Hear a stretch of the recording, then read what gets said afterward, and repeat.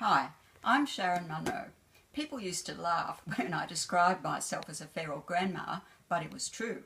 My first two books, The Woman on the Mountain and Mountain Tales, are set on my remote wildlife refuge high in the mountain forests of the New South Wales Upper Hunter Valley. Around the humorous tales in Woman on the Mountain of perverse possums, willful wallabies, quirky quoll kids, and my own adventures, battles really, with sullen machinery or my fear of snakes, I wove in just enough selective memoir to explain how I got to be such a weird woman as to be content living way out there and what's more by myself. I also wove in some of my more serious concerns, like the pollution I was seeing growing from runaway coal in the Hunter and the part it was playing in global warming. Exile then asked me to write Mountain Tales as a collection of short pieces for animal lovers, and I had fun illustrating that one.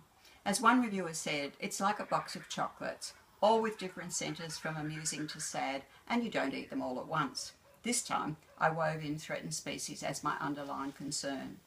Both Woman on the Mountain and Mountain Tales take you for a walk in my gumboots to look at our wildlife through my very private windows and perhaps help you see why it's so important that we protect more them and their habitat.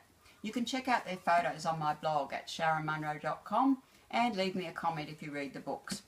But by 2009, the state of the Hunter was appalling and my grandchildren were living there.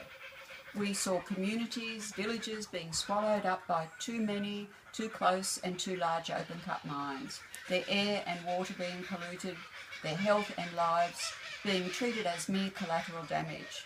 I could no longer come at the issue sideways. Exile was keen that I find out if it was this bad nationwide and write the book that almost 3 years later became Richland, Wasteland, How Coal is Killing Australia. It ended up being a joint venture with Pan Macmillan, and it covered both coal and its insidious offsider, coal seam gas. I was shocked to find an industrial invasion, a taking over of land and a clearing out of people, and I mean that literally. Sadly, this book is still relevant, it is still shocking people, and I'm still being asked to speak on the issues and to help communities in their battles. New methane-leaking gas wells are still being sunk.